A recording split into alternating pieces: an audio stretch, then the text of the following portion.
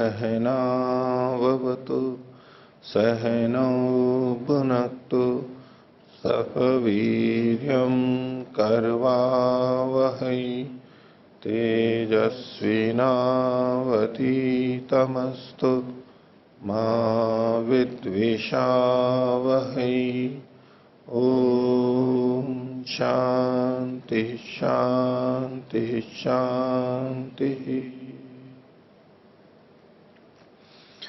मीमांसा दर्शन की 59वीं कक्षा। मीमांसा दर्शन के प्रथम अध्याय के चौथे पाद का प्रथम अधिकरण हमने पिछली कक्षा में प्रारंभ किया था, उद्भिद अधिकरणम।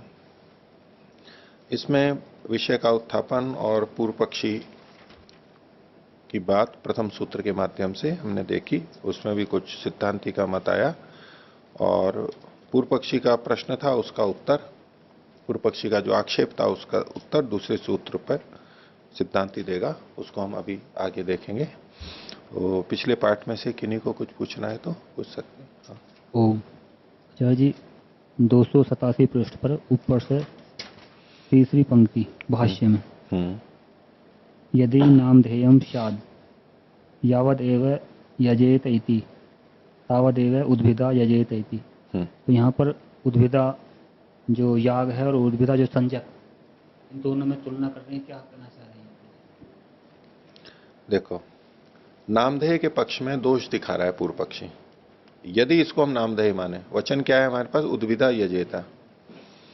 तो जिस पक्ष में इसको नामधेय कहेंगे तो इसका अर्थ क्या होगा, वाक्यार्थ बोध क्या होगा? होगा उद्भिद नाम के याग से यजन करे। ठीक है, तो उद्भिद किसका नाम है? याग का ही नाम है। याग से भिन्न कुछ नहीं है वो। जिस समय नाम करेंगे तो समानाधिकरण्य होगा, एक ही चीज है। तो पूर्व पक्षी ये कह रहा है कि जब आप नामधेय करोगे, नामधेय मानोगे, तो यजेता ये कहो, उससे भी वही बात कही जा रही है, और उद्भिदा यजेता कहो तो भी उससे वही बात कही जा रही है। अब यजेता कहोगे तब भी वही काम करोगे, और उद्भिदा यजेता कहोगे तब भी वही काम करोगे। अंतर थोड़ा ना आ रहा है क्रिया की दृष्टि से। क्रिया की दृष्टि से कोई अंतर नहीं आ रहा है। नाम तो पड़ ही रहा है, नाम का तो भेद आ ही रहा है। एक जगह यजेता, एक जगह उद्भिदा यजेता, ये तो अंतर आ रहा है, लेकिन उससे क्रिया में कोई भेद नहीं आ रहा है। जिसको पूर्व पक्षी ने आगे लिखा, न प्रवृत्तो कश्चित गुण विशेष है। प्रवृत्ति में यानी कर्म में तो कोई भेद आ ही नहीं रहा है, क्योंकि आप उद्भिदा यजेता को नामधेय मान रहे हो, उद्भिद नाम रख दिया उसका। यजन की विधि कहां पर हुई भी है? दूसरी जगह हुई भी है। और उसके संबंधी जो कर्म है, मुख्य गौण कर्म या प्रधान कर्म, वो भी बता दिए गए हैं दूसरी जगह। अब यहां तो केवल यजेता ले रहे हो आप। तो यहां उद्भिदा यजेता कहने से उस क्रिया में अंतर क्या हुआ, उसका जो वर्णन और जगह दे रखा है। जो यजेता को अनुवाद मानोगे ना, जब उद्भिदा को नाम विधि मानोगे तो यजेता को अनुवाद मानोगे। तो इसका कथन पहले हो चुका है उसके विधि विधानों का, तो आप वही करोगे। और उद्भिदा यजेता जब नाम रखोगे, उद्भिद याग, तब भी करोगे तो वही। तो प्रवृत्ति में तो कोई अंतर ही नहीं आया। लाभ क्या हुआ इससे? ये पूर्व पक्षी कह रहा है। तो यावद एव यजेता इति, मतलब जितना यजेता है उतना ही उद्भिदा यजेता है। जितना और उतने का मतलब है जो अर्थ, जो तात्पर्य, जो क्रियाएं यजेता से आ रही हैं वही उद्भिदा यजेता से आ रही हैं, कोई अंतर नहीं है। इसलिए फायदा क्या हुआ?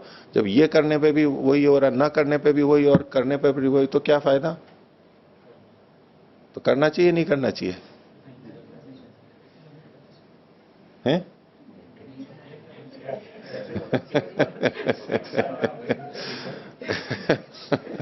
करना चाहिए, नहीं करना चाहिए? कोई अतिरिक्त कोई फायदा नहीं हुआ।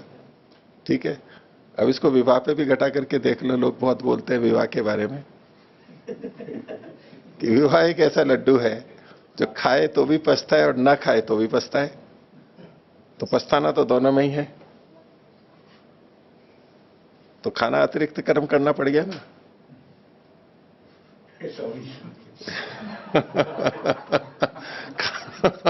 खाना एक अतिरिक्त कर्म करना पड़ गया ना। तो जब पछताना ही है तो करो भी और पछताओ भी, तो क्या फायदा है करके?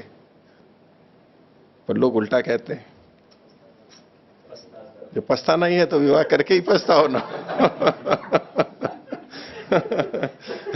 वो उसको उल्टे उल्टे अर्थ में लेते हैं कि वो विवाह एक ऐसा लड्डू है जिसको खाओ तो भी पछताओ और नहीं खाओ भी पछताओ, तो लड्डू तो खा ही लो, पछताना तो आई। वो उसको वहां लेते हैं। लेकिन यहाँ क्या, यहाँ हम क्या अर्थ लेंगे? यहाँ तो क्या है, कार्य के लिए है कि करने के बाद भी वो का वही हो रहा है कि हमने झाड़ू लगा दी तो भी मिट्टी वैसी की वैसी, और झाड़ू नहीं लगाई तो भी मिट्टी वैसी की वैसी, तो क्या फायदा? तो क्या फायदा झाड़ू लगाने के? हमने ये साबुन लगा दिया, हमारे कपड़े पे कोई निशान पड़ा हुआ था, धो दिया तो भी वैसा का वैसा ही है। चिकना लगा हुआ है और हमने पानी से धोया, बोले तो भी वैसा का वैसा ही काला है, वो तो चिकट हो गया। तो पानी से धोने ना धोने से क्या फायदा है? यही मतलब हुआ ना। तो ये नामकरण कर दिया उद्भिदा ये जेत है, तो फिर उससे फायदा क्या हुआ? पूर्व पक्षी इतनी बुद्धि की बात कर रहे हैं। और पूछो। पृष्ठ 285 हम्म, भाष्य की तीसरी पंक्ति में हम्म, उभयथापि प्रतिभात वाक्यात, हम्म। इसमें प्रतिभात शब्द का अर्थ जाना जाता है किया है, जाना जाता है, हाँ। तो ऐसा लगता है कि ये प्रतिभात ये शब्द रूप है क्षत्रिय प्रत्यय, हम्म। तो ऐसा अर्थ कैसे करें? नहीं, अगर आप इसको क्षत्रिय का मानते हो तो विभक्ति कौन सी लगाओगे आप इसमें? पंचमी लगाओगे। और ये विशेषण किसका बनेगा? वाक्य का बनेगा, ठीक है। उभय थापि प्रतिभातः वाक्यात। अब इसमें क्रिया नहीं है कोई भी, क्रिया का अध्याहार करना पड़ेगा आपको, बिना क्रिया के तो वाक्य बनेगा ही नहीं। आप अर्थ करो, देखो, प्रतिभातः को क्षत्रिय प्रत्यांत पंचमी एक वचन मानो, वाक्यात का विशेषण लगाओ, तो उभय थापि प्रतिभाता प्रतिभातो वाक्यात, प्रकाशित होते हुए वाक्य से, दोनों ही प्रकार से प्रकाशित होते हुए, प्रकट होते हुए वाक्य से, क्या मतलब हुआ? क्रिया जोड़ो, क्या अध्याहार करोगे? अर्थ ही नहीं निकलेगा। तो मैंने आपको यद्यपि बताया था कि मणिद्रविड़ जी ने यहां पर मेरे को वही बताया था, क्षत्रिय प्रत्यांत बताया था, ठीक है। अध्याहार करेंगे या तो, नहीं तो सामान्य रूप से प्रतिभा तो लट लकार प्रथम पुरुष द्विवचन का रूप मानेंगे इसको, और ये क्रिया हो गया। तो क्रिया में इसका जाना जाता है, ये इसका यही अर्थ होता है। प्रतिभाति, प्रतिभाति का एवं प्रतिभाति एवं प्रतीयते, प्रतीयते का क्या करोगे? एवं प्रतीयते, क्या अर्थ करोगे? ऐसा, ऐसा जाना जाता है, ऐसा लगता है। हिंदी में जो लगना बोलते हैं, मुझे ऐसा लगता है, मेरे को ये प्रतीत हो रहा है, ऐसा प्रतीत हो रहा है, ऐसा लग रहा है, ऐसा लगता है। तो लग रहा है और लगता है, प्रतीत हो रहा है या प्रतीत होता है, ये दोनों ही तरह से अर्थ निकलते हैं। संस्कृत में लट लकार में लगातार जो भी वर्तमान में हो रहा है, ऐसा भी हो सकता है और ऐसा होता रहता है, उसके लिए भी होता है, दोनों अर्थों में प्रयोग होता है। इसलिए इन्होंने ऐसा प्रतीत होता है ये लिखा है, जाना जाता है, तो क्रिया के रूप में कोई आपत्ति नहीं है इसमें, ठीक है। तो आगे चले।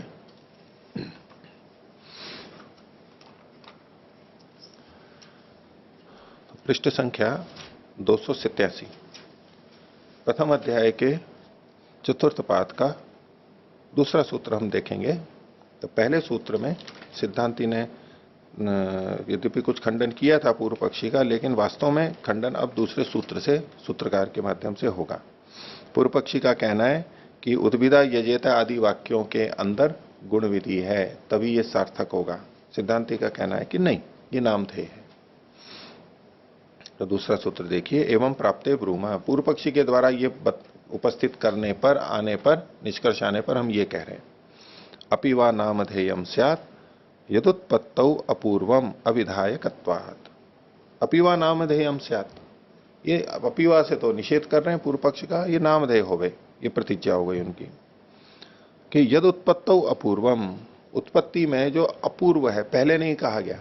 उत्पत्ति मतलब प्रथम उत्पत्ति, उत्पत्ति मतलब उत्पत्ति विधि, वो विधि कही जा रही है, कर्म का वर्णन किया जा रहा है, वहां पर अपूर्व कथन हो सकता है, पहली बार कथन हो सकता है। अविधायकत्वात्, उसके विधायक न होने से।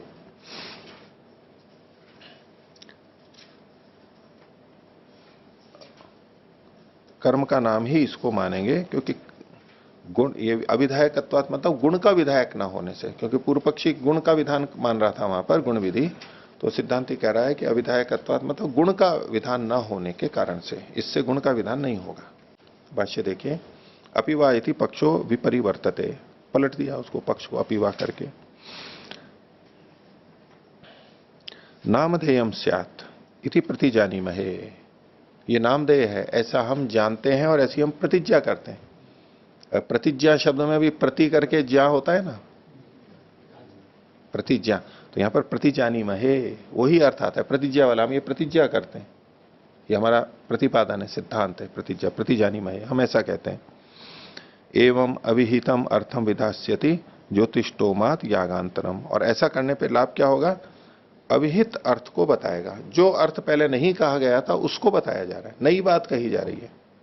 क्या, ज्योतिष्टोमात यागांतरम, ज्योतिष्टोम से भिन्न एक याग यहां बताया जा रहा है, ये अतिरिक्त चीज बताई जा रही है, पहले नहीं बताई गई थी, अविहित अर्थ था, अब बताया जा रहा है। श्रुतिश्चैवम यागम अभिधास्यति, और जो श्रुति है ये इस प्रकार से, जो श्रुति है ये याग को कहेगी। श्रुति का मतलब है यहां पर यजेता, ये श्रुति, उद्विदा यजेता में जो यजेता अंश है उसका मतलब है। श्रुतिश्चैवम यागम अभिधास्यते, श्रुति जो है वो याग को कह देगी, वो शब्द यजेता शब्द याग को कह देगा, और ये उससे भिन्न याग को करेगा, भिन्नता को बता देगा। इतर्था श्रुति उद्भिदादीन वक्ष्यन्ति उद्भिदादि मतो लक्ष्येत। इतर्था, इतर्था का मतलब है भिन्न पक्ष में, भिन्न पक्ष कौन सा है, सिद्धांति से पूर्व पक्ष का, वो क्या कहता है, गुण विधि को। इतर्था का मतलब है गुण विधि होने पर श्रुति ही, श्रुति ये जो वचन है उद्भिदा यजेता, ये उद्भिदादीन वक्ष्यन्ति, उद्भिद आदि को कहती हुई, श्रुति तो उद्भिद को कह रही है, कहती हुई उद्भिदादि मतो लक्ष्य, उद्भिद वाले इस अर्थ को कहेगा, मतु प्रत्यय वहां मतु पर अर्थ आ जाएगा, उस मधु उद्भिद वाले को लक्षित करेगा। यानी श्रुति तो जो कह रही है वो अलग है, और उससे फिर हम कुछ लक्षित करें, लक्षणा में जाकर के अर्थ निकलेगा। उद्भिद बता यागे न इष्टम साधे, तो उद्भिद बता ये जो हम ले रहे हैं, उद्भिदवत मतु प्रत्यय ले रहे हैं, ये लक्षणा से आ रहा है वहां पर। तो सिद्धांत इसको दोष बता रहा है कि श्रुति से अर्थ निकाल के फिर वहां मतवर्थ लक्षणा करनी पड़ेगी, गौरव आएगा इसके अंदर। उद्भिद बता यागे न कुर्यादित, इसी को इन्होंने खोल दिया है। जब मतु प्रत्यय करेंगे तो वाक्यार्थ बोध क्या होगा, उद्भिद बता यागे न कुर्यात, ऐसा ऐसे याग से इष्ट को सिद्ध करे जो कि उद्भिद के द्वारा किया जा रहा है। हो गया, यागे न कुर्याद इति यजेता इत्यस्य अर्थः। यहां जो पीछे इन्होंने वाक्यार्थ बोध बताया, उद्भिद बता यागे न कुर्यात, ये जो यागे न कुर्यात किया ना यहां पर, ये किसका अर्थ है, तो इन्होंने कहा यागे न कुर्याद इति यजति इत्यस्य अर्थ, यजेता इत्यस्य अर्थ। उद्भिदा यजेता में यजेता से ये अर्थ निकाला, यागे न कुर्याद इति, इन्वर्टेड कोमा में ले सकते हैं, नहीं तो इति शब्द से स्पष्ट है। यागे न कुर्यात ये जो निकाला है, पिछला जो वाक्य है उसमें जो यागे न कुर्यात आया, ये कहां से निकाला आपने, बोले यजेता से निकाला है। क्यों, कैसे निकाल लिया, बोले करणम ही याग, याग करण है, याग करण है। देखो, एक तो हम ये कहें कि याग को करे, तो अभी करण नहीं है याग, अभी याग कर्म के रूप में हो गया, याग को करे। लेकिन जब हम यह कहेंगे कि याग के द्वारा इष्ट को सिद्ध करे, यागे न इष्टम भावयेत, जो भी है इष्ट, तो अब याग क्या हो गया, करण हो गया, लक्ष्य की दृष्टि से, फल की दृष्टि से करण हो गया। तो उन्होंने कहा करणम ही याग है, याग तो करण है, साधन है। और उद्भिदाद्यपि तृतीया निर्देशात करणम, और उद्भिदा यजेत में, उद्भिदा में भी यहां पर तृतीया विभक्ति है, तो उद्भिद भी करण है। तत्र उद्भिता यागेन इति कर्म नामधेयत्वेन सामानाधिकरण्य सामंजस्यम। तो यहां जो उद्भिदा यागेन इति, इसको विपरीत अल्पविराम में ले लीजिए। तत्र मतलब इस विषय में उद्भिदा यागेन, ये जो इतना अंश है, उद्भिदा यागेन इति कर्म नामधेय के रूप में इन दोनों में सामानाधिकरण्य बनेगा। उद्भिदा यजेत, यहां हम सामानाधिकरण्य नहीं देख पाते हैं सीधा, क्योंकि यजेत तो क्रिया हो गई, लिंग तो हो गया, और उद्भिदा यहां तृतीया विभक्ति है, तो इसमें तो, लेकिन जब हम यजेत को खोल देते हैं यागेन इष्टम भावेत या यागेन कुर्यात, अब जो यागेन है और उद्भिदा है इनमें समानाधिकरण्य हो गया और यहां नामधेय हो जाएगा। द्रव्य वचनत्वे मत्वर्थ लक्षणया समानाधिकरण्यम स्यात्। यदि इसको उद्भिद को द्रव्य वचन मानेंगे तो मत्वर्थ लक्षणा के द्वारा समानाधिकरण्य होगा। समानाधिकरण्य तो हो जाएगा। उद्भिदवता यागेन इष्टम भावयेत, तो यागेन के साथ में समानाधिकरण्य तो बन रहा है तृतीया ला करके, लेकिन द्रव्य वचन मानने पर पहले मत्वर्थ लक्षणा करनी पड़ेगी, फिर समानाधिकरण्य आएगा। तो पहले केवल श्रुति से आ रहा था, यहां पर लक्षणा करके आ रहा है। तो इसलिए आगे कह रहे हैं श्रुति लक्षणा विषय च श्रुति जायसी। श्रुति और लक्षणा के अंदर कौन बलवान है? बलवती है, श्रुति बलवती है। यहां पर द्रव्य वचन हो गया जैसी। तस्मात् कर्म नाम ध्येयम, इसलिए इसको कर्म का नाम मानेंगे। याग जो है ये उद्भिदवता याग है, उद्भिदा ये कर्म का ही नाम मानेंगे। पूर्व पक्षी अब इस पे कह रहा है ननु प्रसिद्ध क्या ये प्रसिद्धम ननु प्रसिद्धम द्रव्य वचनत्वम अपहनुयेत। बोले ऐसा अगर आप करोगे, कर्म नामधेय लोगे, तो जो प्रसिद्ध द्रव्य वचनत्व है उसका खंडन होगा, उसकी अवहेलना हो जाएगी। तो पीछे पूर्व पक्षी ने 3 बातें कही थी। प्रसिद्धेर अनुग्रहात, गुण विधेर अर्थवत्वात और प्रवृत्ति विशेष करत्वाच, ये गुण विधि है। 3 बातें कही थी। उसमें जो पहला वाला था प्रसिद्धेर अनुग्रहात, उसको ये संकेतित कर रहा है क्या कि ननु प्रसिद्धम द्रव्य वचनत्वम अपहनुयेत। जो द्रव्य वचनत्व है इसका उद्भिद शब्द का प्रसिद्ध अर्थ क्या है? ये द्रव्य को कहने वाला है, द्रव्य को कहता है। ये जो प्रसिद्ध द्रव्य वचनत्व है उसका निषेध हो जाएगा, खंडन होगा। और अप्रसिद्धम कर्म वचनत्वम प्रतिज्ञायत, और कर्म वचनत्व जो आप ज्ञान कर रहे हो वो अप्रसिद्ध है, जो कि लोक में नहीं है, उसका ज्ञान होने लगेगा अप्रसिद्ध का। तो सिद्धांति कह रहा है उच्चते तृतीया निर्देशात कर्म वचनता। यहां जो चूंकि उद्भिदा में तृतीया विभक्ति है, इससे इसकी कर्म वचनता ही आएगी। कर्म का मतलब है याग, क्रिया, कर्म कारक नहीं, कर्म मतलब क्रिया, याग, उसका वाचक ये माना जाएगा। कुतः कैसे? कर्णवाचिनो ही प्रातिपदिका तृतीया भवती। कर्णवाची प्रातिपदिक से तो तृतीया होती है, कर्णवाची प्रातिपदिक से तृतीया विभक्ति होती है। और यागेन कुर्यात, यहां यागेन में तृतीया विभक्ति है, कर्णवाची है, उसमें तृतीया हुई। और कर्णम च याग, कर्ण कौन है यहां पर? याग है। तो तेन याग वचनम इमम अनुमास्यामहे, इसको याग वचन मानेंगे। उद्भिदा में तृतीया विभक्ति है, इसलिए यह क्रियावाची है। क्यों है? क्योंकि तृतीया विभक्ति करण को बताती है, तृतीया विभक्ति करणत्व को बताती है। तो उद्भिद यहां पर करण है। अब और दूसरे किस करण से जुड़ेगा? तो याग भी करण है, तो याग के साथ में ये जुड़ जाएगा, इसलिए ये याग वचन है, समानाधिकरण है, याग से हो जाएगा। इस पर पूर्व पक्षी कहता है नैतद युक्तम, ये आपका कथन ठीक नहीं है। क्यों? यदि तृतीया निर्देशे सति उद्भिदादिभ्य शब्देभ्यो यागे बुद्धिर उत्पाद्येत स्याद एतत् एवं। आपका कथन गलत है। यदि ऐसा हो तो ऐसा हो सकता है, इस भाषा में पूर्व पक्षी बोल रहे हैं। क्या? यदि तृतीया निर्देशे सति, तृतीया का निर्देश होने पर उद्भिदा शब्द में उद्भिदादिभ्यो शब्द पे, यानी उद्भिदादि बहुत सारे शब्द वहां पर लिए थे, उद्भिद लिया था, उद्भिदा, बलविदा, अभिजिता, विश्वजिता, ये सब सारे शब्द। तो उद्भिद आदि शब्दों से याग में बुद्धि यदि उत्पन्न होती है तब तो ऐसा हो जाए। उद्भिद आदि शब्दों से यदि याग में बुद्धि उत्पन्न होती है, यानी याग का ज्ञान होता है, तब तो ऐसा हो जाए। किंतु न ही नो बुद्धि उत्पद्यते, लेकिन हमारी बुद्धि तो इनको सुन करके याग में नहीं होती है। तस्माद युक्तम, इसलिए आपने ठीक नहीं कहा है। ऐसा यदि ज्ञान होता हो, इन उद्भिदा आदि शब्दों से याग का ज्ञान होता हो, तब तो आप याग से जोड़ लो इसको, लेकिन हमारे को तो नहीं होता है, इसलिए आपका कथन ठीक नहीं है। तृतीया वचनम अन्यथा नोपपद्यते इति चेत, अगर आप ये कहो, पूर्व पक्षी सिद्धांति को कह रहा है कि भाई फिर तो तृतीया वचन दूसरे ढंग से उत्पन्न ही नहीं होगा। तृतीया का मतलब क्या हुआ? यदि करण नहीं लेंगे, उससे नहीं जोड़ेंगे, तो ये क्यों हुआ है, इसका सार्थकता नहीं होगी। यदि ऐसा हो तो कामम उपवादी भले ही ना हो, नहीं होता है तो नहीं हो रहा है, ये कोई आवश्यक थोड़ा है, हमने इसी का अर्थ को लेंगे। न जातुचित अनवगम्य माने भी याग वचनो भविष्यति। अनवगम्य माने भी याग वचन, ये जो उद्भिदा आदि शब्द हैं, जब याग के वचन ही नहीं है, याग को कहने वाले ही नहीं है, तो न जाने जाते हुए भी न जातुचित भविष्यति, ये कभी भी नहीं हो सकते। जब इनसे याग का अर्थ जाना ही नहीं जा सकता, जाना ही नहीं जाता है, तो इनसे कभी भी ये नामकरण नहीं हो पाएगा। न जातुचित, कभी भी नहीं हो सकता है। अनवगम्य माने भी याग वचन, याग वचन जब अर्थ ही नहीं आ रहा है, तो इनसे कभी भी नहीं होगा। तस्मात् गुण विधय, इसलिए ये गुण की विधियां हैं। लक्षणा इति चेत वरम लक्षणा कल्पिता न यागाभिधानम।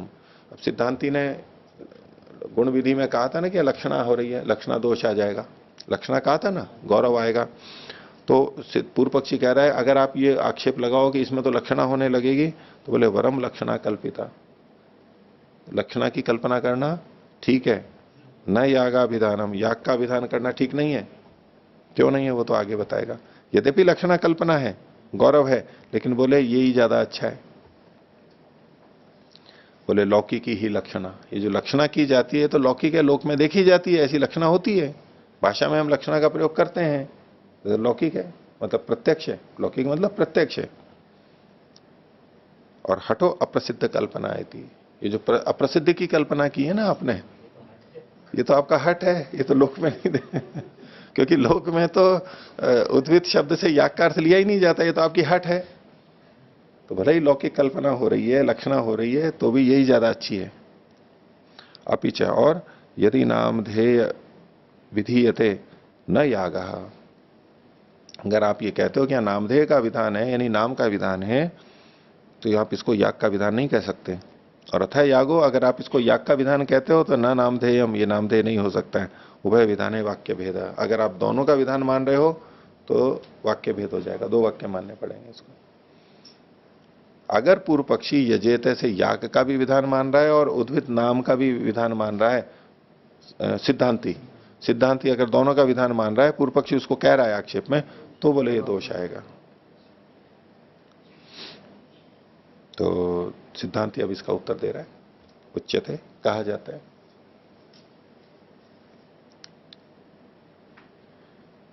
इसमें प्राय जो क्या कर्म ऐसे ही बोला जाता है, उच्यते, वदामी नहीं, उच्यते कहा जाता है, बस व्यक्ति को विशेष को नहीं, बस सामान्य रूप से व्यक्तिनिष्ठ करेंगे तब तो वदामी, ठीक है, वदती ऐसा कुछ आएगा, कम आएगा, लेकिन प्राय उच्यते अब इस विषय में कहा जाता है। किसके द्वारा?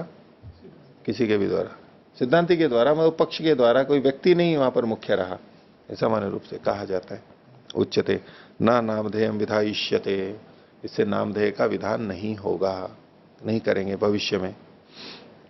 अनुवादा ही उद्भिदादय, ये जो उद्भिद आदि शब्द हैं ये तो अनुवाद है। अनुवाद कब होंगे? कि पहले किसी बात को कह चुके हैं और अब फिर कह रहे हैं, ठीक है। यानी सिद्धांति याग का विधान तो मान रहा है, यहां पर याग का विधान मान रहा है, लेकिन नामधेय जो है उसको कह रहा है कि ये तो अनुवाद मान लेंगे हम इसको।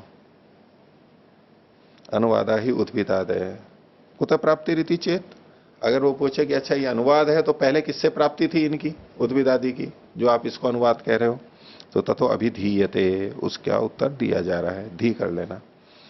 उच्च शब्द सामर्थ्यात, उद्भिद शब्द को खोल करके बोल रहा है, शब्द से ही बोले पता लग रहा है। उच्च शब्द सामर्थ्यात, उत शब्द की सामर्थ्य से, उत, और भिद शब्द सामर्थ्याच, और भिद दूसरा शब्द है, उत और भिद ये दो शब्द, इसके सामर्थ्य से। उद्भिद शब्द क्रियावचना, उद्भिद शब्द किसको बताता है? क्रिया को बताता है। उद्भिद शब्द किसको बताता है? क्रिया को बताता है। वैसे तो नाम शब्द है, नाम शब्द है ना, लेकिन फिर भी वो क्रिया को बताता है, अंदर क्रिया छुपी हुई है ना। अब जैसे जितने भी नामवाची शब्द हैं अंततः तो वो भी धातु जी हैं, भाई आप उसको कृदंत बनाओगे तो अंदर तो क्रिया छुपी भी है ही ना। कुंभकार, कुंभकार है, पूरे को देखेंगे तो व्यक्ति को बताएगा, कुंभम करोति इति कुंभकार है, लेकिन वो संज्ञा भी क्यों पड़ी है उसकी? और क्रिया के कारण ही बनी, धातु तो आएगी वहां पर, उस तरह से। तो इन्होंने उस ढंग से यहां पर उद्भिद शब्द को कहा कि उत और भित शब्द के सामर्थ्य से उद्भिद शब्द क्रियावचन क्रिया का वाची है। कैसे, उसको आगे बता रहे हैं। उद्भेदनम प्रकाशनम पशूनाम अनेन क्रियते इति उद्भिद या उद्भिद यागः। उद्भेदन, उद्भेदन का मतलब है प्रकाशन। उत शब्द को इसमें इन्होंने इस ढंग से लिया है कि वेगेन बलेन भेदनम, उत्भेदनम, विशेष रूप से उत्कृष्ट करके, उत्तेजित होकर के, श्रेष्ठता से, तीव्रता से, बल से। तो उद्भेदनम यानी प्रकाशनम, उद्भेदन को इन्होंने खोला प्रकाशनम। प्रकाशन का मतलब है उत्पादनम। पशु होने लगेंगे तो पशु प्रकाशित हो जाएंगे, यही होगा, प्राप्ति होगी। तो पशुओं का प्रकाशन, उत्पादन, अच्छा उत्पादन, अधिक उत्पादन, बल से उत्पादन, वेग से उत्पादन इससे किया जाता है, इसलिए इति उद्भिद याग, इसलिए इस याग को उद्भिद याग कहते हैं। और इसी तरह से बाकी जगह भी घटा लेना। बाकी जगह क्या घटा रहे हैं? एवं आभिमुख्येन जयात अभिजित। अभिजित, अभिजिता यजेत, अभिजित मतलब अभिमुख्येन जयात, अभिमुख होकर के जीतना होता है, आगे बढ़ करके जीतना जिसमें होता है, आगे बढ़ करके। एक बिना आगे बढ़ के भी जीतना होता है, दो तरह से जीतना होता है, एक आगे बढ़ करके जीतना और एक वैसे ही जीत जाना। कोई भी खेल ले लो, चाहे कुश्ती ले लो, चाहे बैडमिंटन ले लो। एक तो होता है आक्रामक होकर के खेलना, कुश्ती में है तो खुद दाव लगाना आके, बैडमिंटन खेल रहे हैं तो खुद शॉट लगाना, करना, उसको खिलाना दूसरे को, ऐसा करके जीतना। यह है आभिमुख्य होकर के जीतना, वो ज्यादा अच्छा माना जाता है। और कुछ होते हैं सुरक्षात्मक ढंग से खेल करके जीतते हैं और उसमें दूसरे की गलतियों का लाभ उठा करके जीतते हैं, डिफेंसिव और ऑफेंसिव। बोलते हैं लोग, खिलाड़ी लोग भी बोलते हैं कि कैसा खेल चल रहा है इसका, कि एक खिलाड़ी बहुत तेज है और खूब उछल उछल करके शॉट मार रहा है। मान लो बैडमिंटन आप ले लो या तो टेनिस ले लो, खूब जोर जोर से कर रहा है और उसको थोड़ी देर में थका देगा उसको पहले तो वो मारेगा और बस उसको सहन कर लेता है, उसको पहुंचा देता है। और वो तेज मारता है तो कभी कभी इधर उधर जाती है, खुद बस उसकी गेंद अपनी ठीक जगह पहुंचाता रहता है, ताकत नहीं लगाता है वो। अभी आभिमुख्य होकर के जीत नहीं रहा है, फिर थोड़ी देर में वो ढीला पड़ जाता है। ऐसी कुश्ती में भी करते हैं वो, कई बोले पहलवान होते हैं, बोले खूब दाव लगा रहे, बोले थोड़ी देर थका लो इसको, इसके सांस फुला दो और फिर उसको हरा देते हैं। एक नीति के तहत ऐसा किया जाता है। और शुरू में ही ताकत लगा दो, पता है कि इसके सामने ताकत से मैं नहीं जीत सकता, इसकी ताकत ज्यादा है, स्टेमिना इसका ज्यादा है, देर तक कर सकता है। और फिर उसको थोड़ी देर तो करा लिया, फिर थोड़ा वो ढीला पड़ गया, कमजोर पड़ गया, इसने अपनी शक्ति को सुरक्षित रखा, केवल इतना खेला कि बस बचाव हो सके, गिरे नहीं। और जो आक्रामक होगा उसकी शक्ति तो ज्यादा लगनी ही है, फिर थोड़ी देर बाद में फिर वो करता है। तो जो जीत, अब दोनों में से कौन सा जीतना जाता है, अच्छा माना जाता है? एक गया और आक्रामक होके एकदम उसको चित करके आ गया, जीत करके आ गया, वो ज्यादा अच्छा। एक सुरक्षात्मक डिफेंसिव खेल करके जीता है, जीत तो गया है लेकिन वो अभिमुख्य नहीं जीता है, आगे बढ़ करके नहीं जीता है। और कई बार वो उसको थक जाते हैं, गिर जाते हैं, चोट हो जाती है तो वॉकआउट दे देते हैं, चले जाते हैं, छोड़ देते हैं, तो दूसरा जीत जाता है। तो जीत तो गया है वो, लेकिन वो आभिमुख्य से नहीं जीता है। आभिमुख्य से जीतना एक अलग बात होती है, वो विशेषता इससे आ गई है याग से। तो अभिजिता यजेता, आभिमुख्य न जयात अभिजित, विश्व जयात विश्वजित, पूरा जीतता है। विश्व जयात, विश्व का मतलब तो एक तो सबको जीतता है और एक पूरा जीतता है, छोड़ता नहीं है उसमें से पूरी बात, विश्वजित हो गया। एवं सर्वत्र, इसी जगह इसी तरह सब जगह लगा लेना चाहिए। अतः कर्म नामधेयम, इसलिए इसको कर्म नाम थे, कर्म का नाम समझना चाहिए। यद तो अप्रवृत्ति विशेष करो अनर्थ का थी, सिद्धांति बोल रहा है पूर्व पक्षी के लिए कि ये जो आपने एक आक्षेप बताया था कि अप्रवृत्ति विशेष कर, यानी प्रवृत्ति विशेष करने वाला नहीं है ये। उद्भिदा ये जैसे नामधेय करने से प्रवृत्ति विशेष तो होगी नहीं, और प्रवृत्ति विशेष होनी चाहिए, कुछ विशेषता तो आनी चाहिए। बोले प्रवृत्ति विशेष तो होगा नहीं, इसलिए यह अनर्थक होगा। पूर्व पक्षी ने आक्षेप किया था ना, जितना अर्थ यजेता का है वैसा ही उद्भिदा यजेता का, तो प्रवृत्ति विशेष कर नहीं। और वो जो तीन दोष, तीन गुण विधि में जो तीन बातें बताई थी, उसमें तीसरा जो था प्रवृत्ति विशेष करत्वाच्य, ये हेतु दिया था प्रवृत्ति विशेष को करने वाला होने से। तो ये जो नामधेय होगा ये अप्रवृत्ति विशेष करत्व है, निषेध कर रहे हैं। तो उस संबंध में कह रहा है कि ये जो आपने अनर्थक कहा था, तो नामधेयमपि गुण फलोपबंधे न अर्थवत, ये जो नामधेय है ये भी गुण फल के अनुबंध से, उसके जुड़ने से, उपबंध से अर्थवत सार्थक होता है। यानी इसके द्वारा, इसके नाम के जुड़ने से यहां पर किसी गुण और फल का भी संबंध जुड़ जाता है उससे, इस रूप में वो भी सार्थक होता है। तस्मात् कर्म नामधेयानि एवं जातीय कानि इति सिद्धम, तो इस प्रकार के जो है ये कर्म नामधेय होते हैं। इति उद्भिदाधिकरणम, उद्भिदादि शब्दानाम याग नामधेयताधिकरणम, ये हुआ।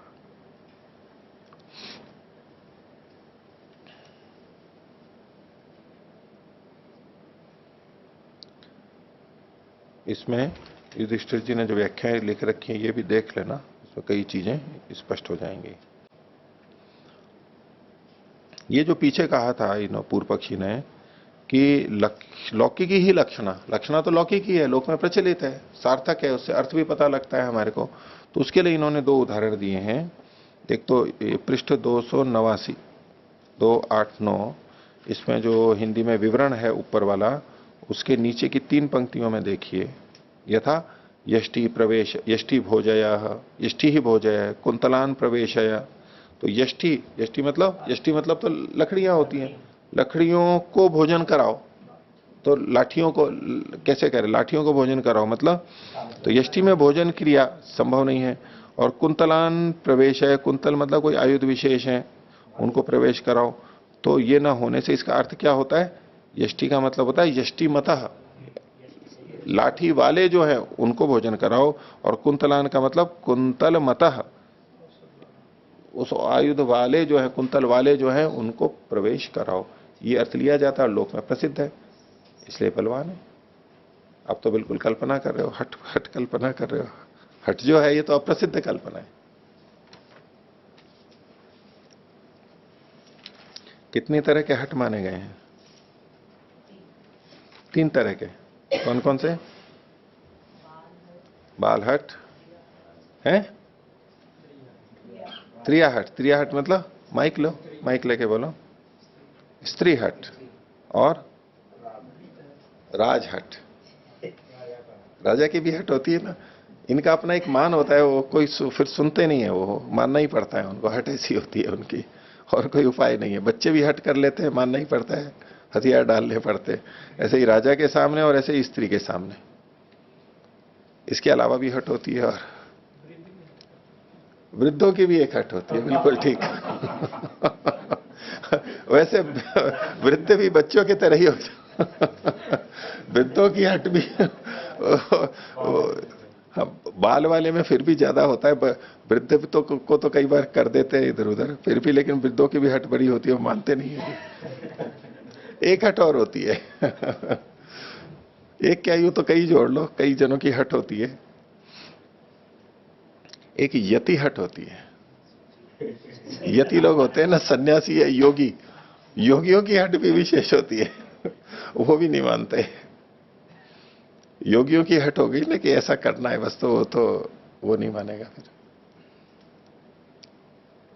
नहीं देखी?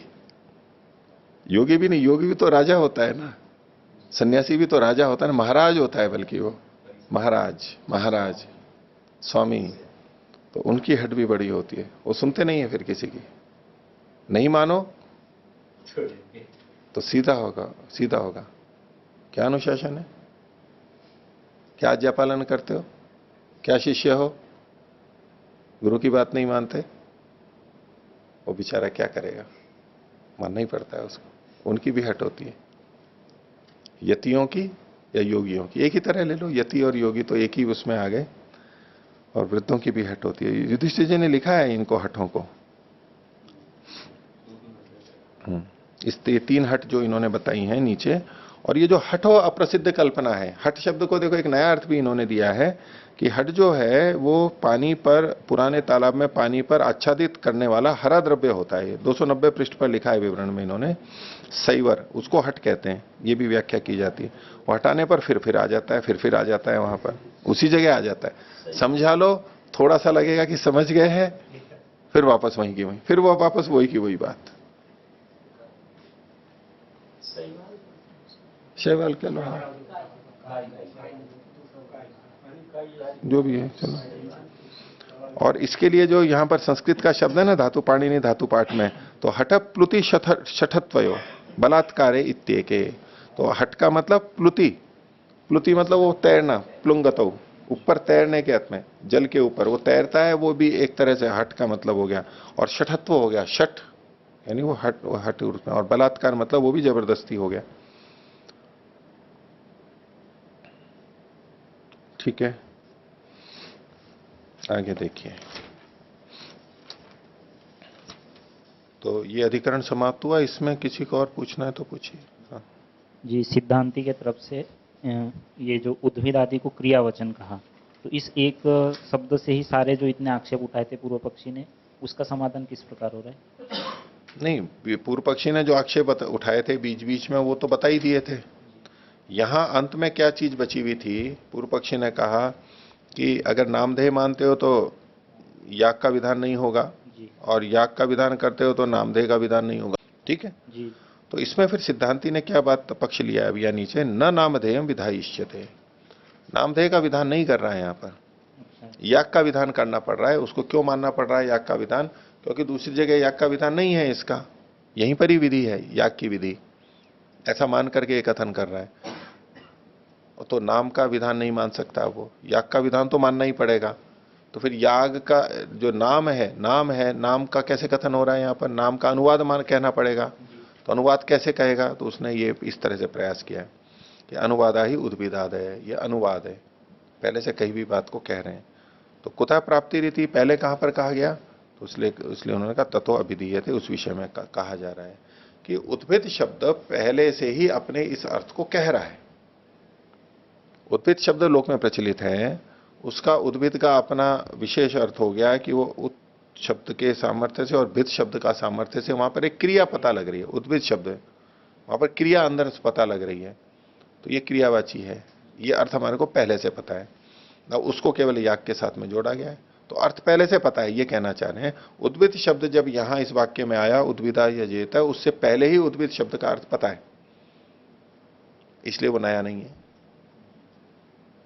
ऐसा कहना चाहते हैं। तो उप शब्द सामर्थ्यात भिद शब्द सामर्थ्यात उद्भिद शब्द क्रियावचन, यद्यपि नाम शब्द है ये, लेकिन क्रियावचन है। जो मैं कुंभम करोति इति कुंभकार इत्यादि जो हम उदाहरण लेते हैं, उसमें अंदर क्रिया छुपी हुई रहती है।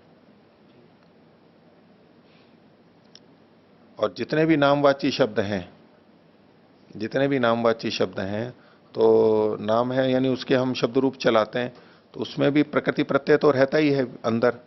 रूप चलाते हैं उससे पहले जो मूल प्रकृति है, वो प्रकृति भी कैसे बनी है, वो प्रकृति में भी वहां पर धातु और प्रत्यय दिखाई देगा। सुप प्रत्यय तो बाद में आएंगे, लेकिन पहले वो प्रातिपदिक बनेगा, तो धातु और प्रत्यय मिलकर के जो प्रातिपदिक बन रहा है, वहां फिर क्रिया छुपी हुई है अंदर, ये कहना चाह रहे हैं। कृदंतों को ले सकते हैं हम उस तरह से, तद्धितांत को भी चाहे तो ले लो, पर अंततः तो कृदंत में लेना ही पड़ेगा, कुछ ना कुछ धातु तो माननी पड़ेगी।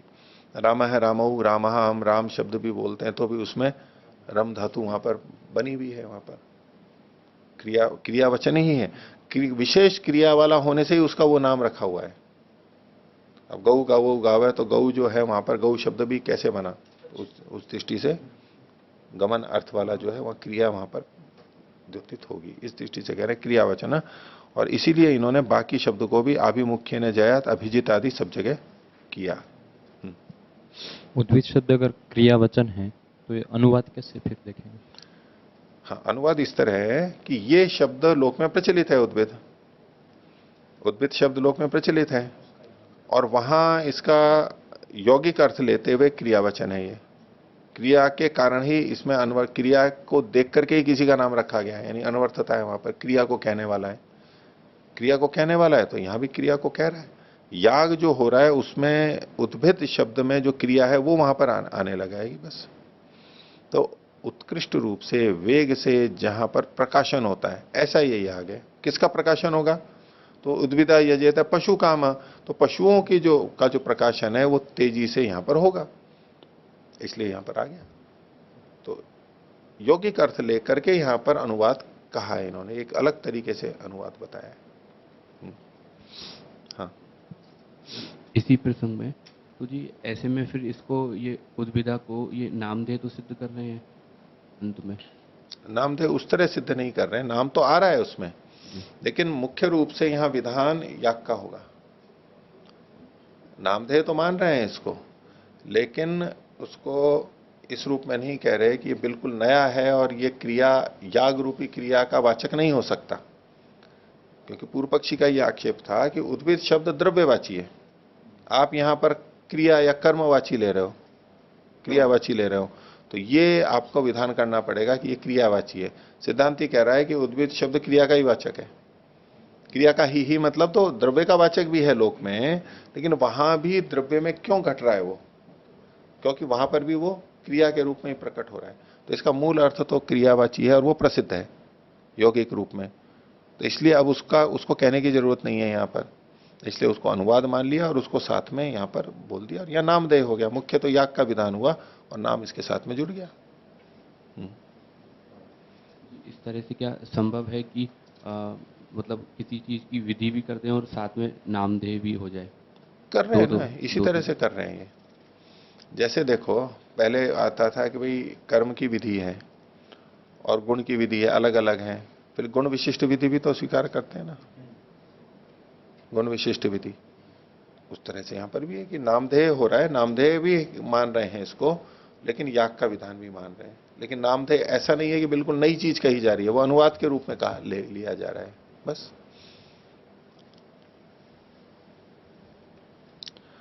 दूसरा अधिकरण, पृष्ठ संख्या 290, चित्राज्याधिकरणम चित्रादि शब्दानाम याग नामधेयताधिकरणम वा।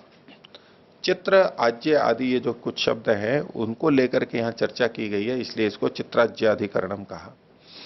और इसी को खोल दिया चित्रादि शब्दानाम। यहां कई उदाहरण दिए हैं, उसमें चित्र सबसे पहले है। इन शब्दों का याग नामधेयताधिकरणम, ये याग के नाम है, नामधेय। तो उदाहरण देखिए, चित्रया यजेत पशु काम। तो चित्रा ये एक इष्टि है, इससे यजन करें। कौन करे? जो पशु की कामना करता है। एक बात हुई, इष्टि है ये, चित्रा नहीं, इष्टि है एक। दूसरा उदाहरण, त्रिवृत बहिष्पवमानम, ये सामगान की प्रक्रिया के अंतर्गत ये आता है बोलने में। तो ऋचिद्युढ़ साम गीयते, साम का गान तो ऋचाओं पे ही किया जाता है, ऋक पे किया जाता है, ठीक है। और वो गान कई तरह से किया जाता है। जब स्तुति की जाती है देवता की साम गान से, उसको वो यहां पर लिया गया है, उसको स्तोत्र बोलते हैं, स्तोत्र बोलते हैं। और जब ऋग्वेद के मंत्रों से बाद में उसको प्रशंसा की जाती है, उसको शस्त्र बोलते हैं, शंसन होता है, शस्त्र। स्तोत्र और शस्त्र, शस्त्र, हाँ, शंसन करते हैं, प्रशंसा करते हैं उसमें। तो त्रिवृत जो है ये इसी का स्तोम है। इसमें क्या करते हैं कि 3 मंत्र लेते हैं, प्राय 3 मंत्र लेते हैं और 3 मंत्रों की 3 बार आवृत्ति करते हैं, 3 मंत्रों की 3 बार आवृत्ति करते हैं।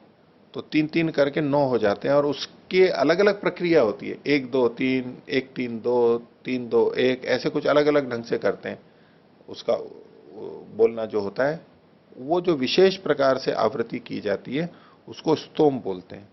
इसे आप देखना चाहें तो श्रोतयज्ञों का संक्षिप्त परिचय पुस्तक आपके पास में है, उसकी पृष्ठ संख्या 125 पर स्तोत्रगान ये शीर्षक दिया हुआ है।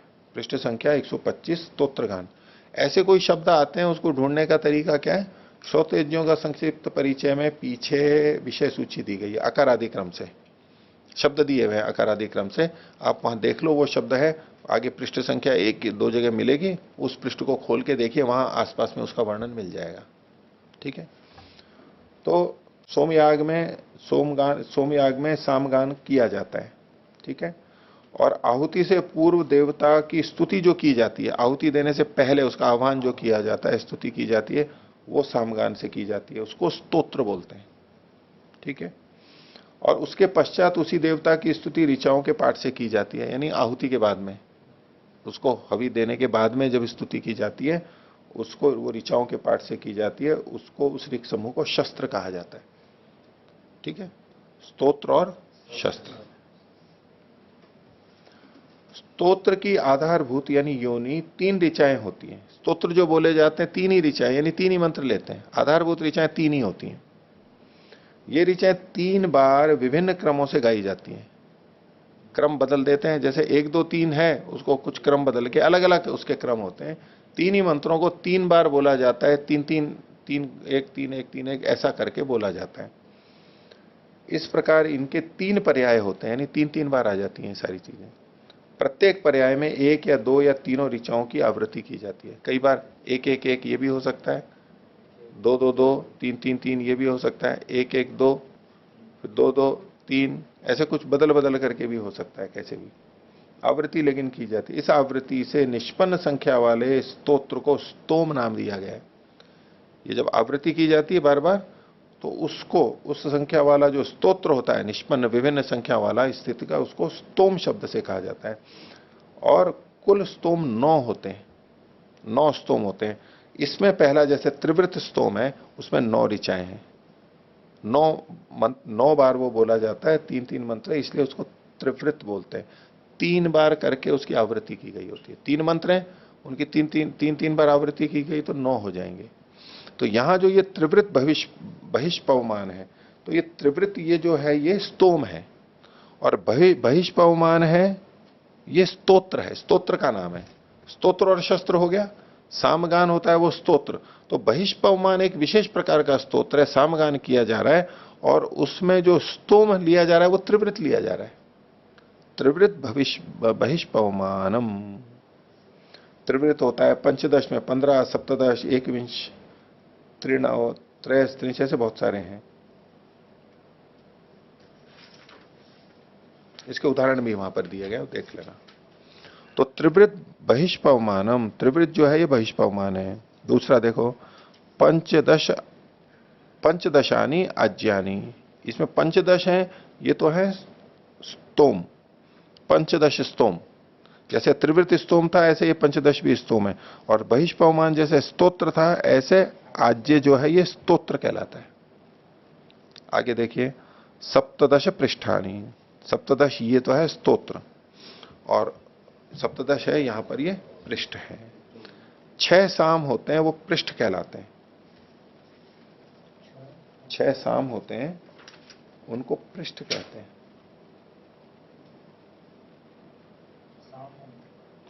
हाँ,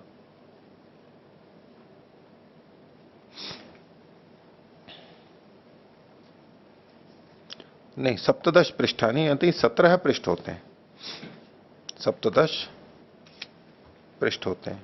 ये जो स्तोम बताए गए थे, ठीक है, तो 29 स्तोत्र और 29 शस्त्र और 6 स्तोम माने जाते हैं। तो इसमें रथंतर, बृहत, वैरूप, वैराज और शाक्वर, रैवत, ये 6 साम पृष्ठ के नाम से प्रसिद्ध हैं। 6 ही साम होते हैं जिनको पृष्ठ नाम से कहा जाता है। ये भी वहां पर लिखा हुआ है पृष्ठ 178 के ऊपर। तो सप्तदश पृष्ठानी, ये 17 पृष्ठ होते हैं। ये उदाहरण हो गए। अब इस पर प्रश्न उठा रहा है कि किम चित्रा शब्द, पवमान शब्द, आज्य शब्द, पृष्ठ शब्दश्च गुण विधय। इन सब के अंदर एक एक शब्द है। चित्रया यजेत पशु काम है, यहां पर चित्र शब्द है। दूसरा त्रिवृत बहिष्पवमानम, इसमें जो पवमान शब्द है ये दूसरा ले लिया।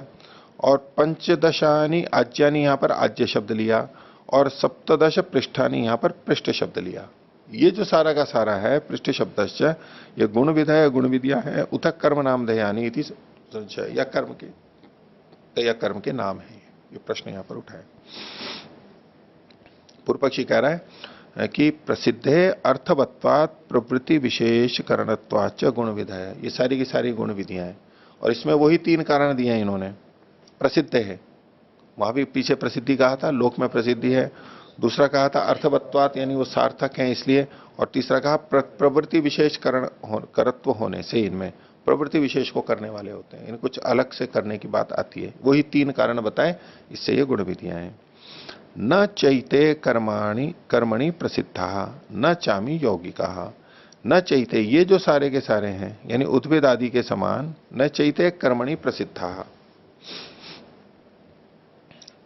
देखो इसको उद्भिद, जो पीछे जो हमने उद्भिद वाला प्रकरण देखा था उससे जोड़ते हुए पूर्व पक्षी बोल रहा है उस पृष्ठभूमि में कि ये जो शब्द हैं कौन कौन से, चित्र, पवमान, आज्य और पृष्ठ, चित्र नहीं चित्रा, तो ये जो सारे के सारे शब्द हैं, न चैते, ये जो शब्द हैं कर्मणि प्रसिद्धा, कर्म में प्रसिद्ध नहीं है, ये कर्म नाम नहीं है।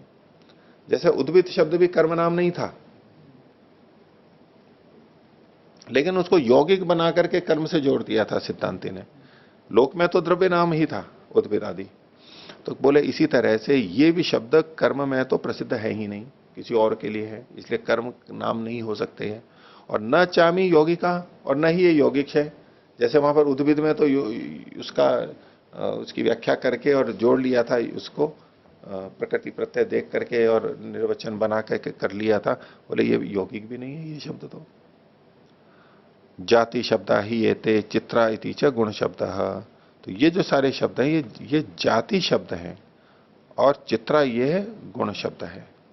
तो इसलिए चित्रया यजेता इति च यागानुवाद, तो चित्रया ये जो है याग का अनुवाद है। चित्रया यजेता, ये जो इतना शब्द है चित्रया यजेता, ये याग का अनुवाद है।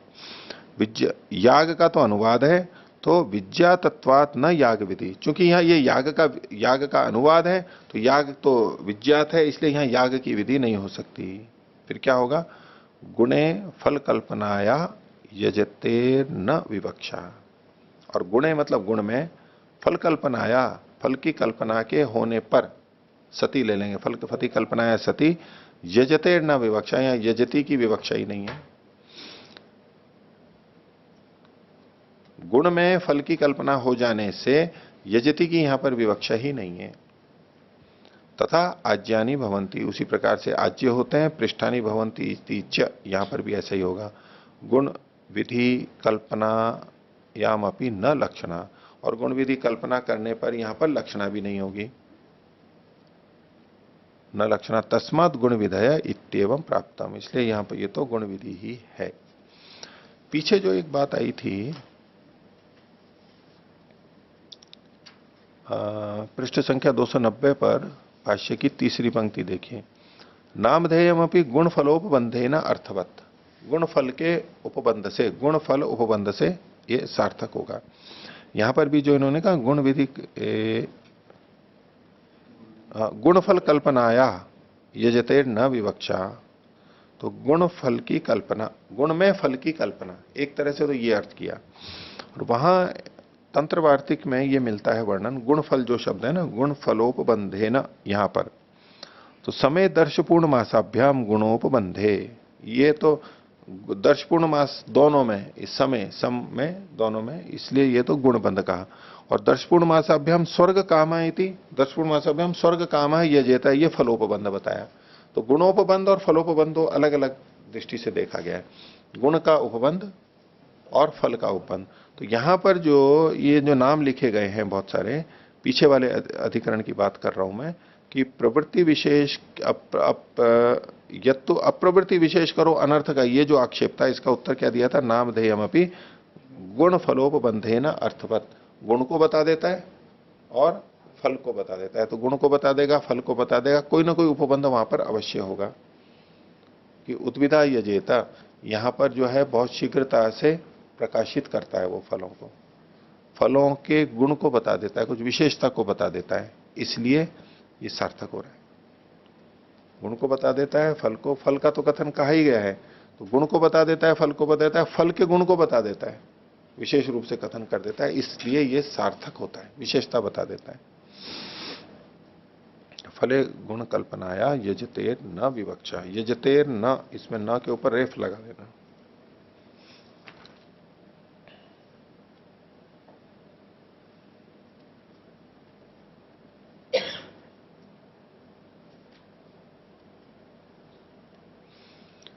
तो यहां तक तो इसने बात हुई पूर्व पक्षी की। अब इसी में उत्तर दिया जा रहा है, एवं प्राप्ते ब्रूम, ऐसा होने पर अब हम उत्तर देते हैं। इसमें सिद्धांति बोल रहे हैं। सूत्र है यस्मिन गुणोपदेश प्रधान तो अभिसंबंध। तो जिस वाक्य में यहां पर ये गुण विधि और नामधेय का संदेह होता है, जिन वाक्यों में कोई भी वाक्य हो, तो वहां पर गुणोपदेश, गुण का कथन होवे,